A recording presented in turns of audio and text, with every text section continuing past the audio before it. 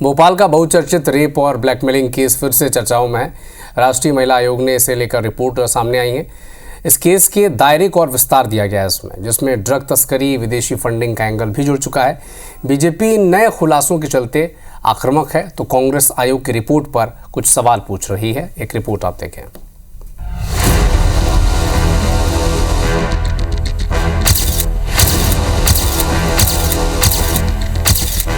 भोपाल के TIT college से जुड़ा रेप और ब्लैकमेलिंग केस एक बार फिर सुर्खियों में है। राष्ट्रीय महिला आयोग की जांच रिपोर्ट में कई चौंकाने वाले खुलासे हुए। अब ये केस सिर्फ रेप, लव जिहाद और ब्लैकमेलिंग तक सीमित नहीं रहा, बल्कि ड्रग तस्करी और विदेशी फंडिंग से भी जुड़ गया है। आरोपी आर्थिक तौर पर सामान्य पृष्ठभूमि के हैं, लेकिन उनकी लाइफस्टाइल काफी खर्चीली नजर आई। महंगी बाइक्स, गिफ्ट और कपड़ों से लड़कियों को इम्प्रेस किया करते थे। उनकी यही हाई प्रोफाइल जीवन शैली शक की सुई ड्रग्स और अंतर्राष्ट्रीय नेटवर्क की तरफ घुमा रही है। आरोपियों के बैंक अकाउंट्स की गहराई से पड़ताल की जानी चाहिए। आयोग की रिपोर्ट में पीड़िताओं के बयान के आधार पर कुछ चौंकाने वाले खुलासे और हुए हैं। आरोपी फरहान नशीला पदार्थ देकर लड़कियों के अश्लील फोटो खींचता था। फरहान उन पर धर्मांतरण और शादी का दबाव बनाता था। बुर्का पहनने और नॉनवेज खाने के लिए भी फोर्स करता था।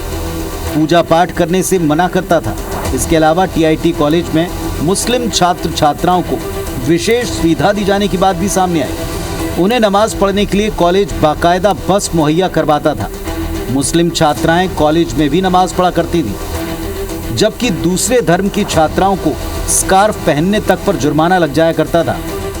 राष्ट्रीय महिला आयोग की टीम ने 3 मई से 5 मई तक भोपाल में इस पूरे मामले की जांच की। तमाम पहलुओं पर जो पीड़ित हैं उनसे बातचीत की। जो टीम है, एसआईटी है, उन अधिकारियों से बातचीत की और उसके बाद अब पूरी रिपोर्ट राष्ट्रीय महिला आयोग ने केंद्रीय गृह मंत्रालय को दी है, जिसके बाद गृह मंत्रालय से ये रिपोर्ट मध्य प्रदेश में मुख्यमंत्री और राज्यपाल को भेजी गई है। IBC 24 के पास ये एक्सक्लूसिव रिपोर्ट है महिला आयोग की, जिसमें उन्होंने इस रिपोर्ट जो 19 पन्नों की है, इसमें उन्होंने अनुशंसा की है, निष्कर्ष निकाला है और सिफारिश की है। उन्होंने इसमें पुलिस की भूमिका पर भी सवाल उठाए हैं। इस रिपोर्ट में आयोग ने साफ कर दिया है कि इस पूरे मामले में एक बड़ा नेक्सस काम कर रहा था। आरोपियों का रहन सहन हाई प्रोफाइल था, यानी फंडिंग हो रही थी, धर्म परिवर्तन का दबाव बनाया जा रहा था। इसके साथ ही ड्रग तस्करी का मामला भी इस पूरे मामले में है। रेप, ब्लैकमेलिंग और लव जिहाद से जुड़े इस केस में अब तक कुल 6 पीड़िताएं सामने आ चुकी हैं। 5 आरोपी गिरफ्तार हुए और एक फरार है। इस केस में जिस तरह से नए नए एंगल खुल रहे हैं, उसने न केवल इसे बेहद पेचीदा बना दिया है, बल्कि ये साफ नजर आया कि गहराई से इसकी जांच जरूरी है, ताकि इस तरह के संगठित रैकेट का भांडाफोड़ किया जा सके। भोपाल से हरप्रीत कौर रीन के साथ ब्यूरो रिपोर्ट, IBC 24।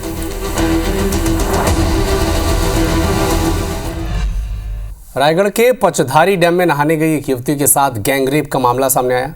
आरोपी ने पहले युवती को घर छोड़ने के नाम पर पिकअप में बैठाया और सुनसान जगह ले जाकर गैंगरेप किया। धमकी भी दी कि अगर परिजनों या पुलिस को बताया तो जान से मार देंगे।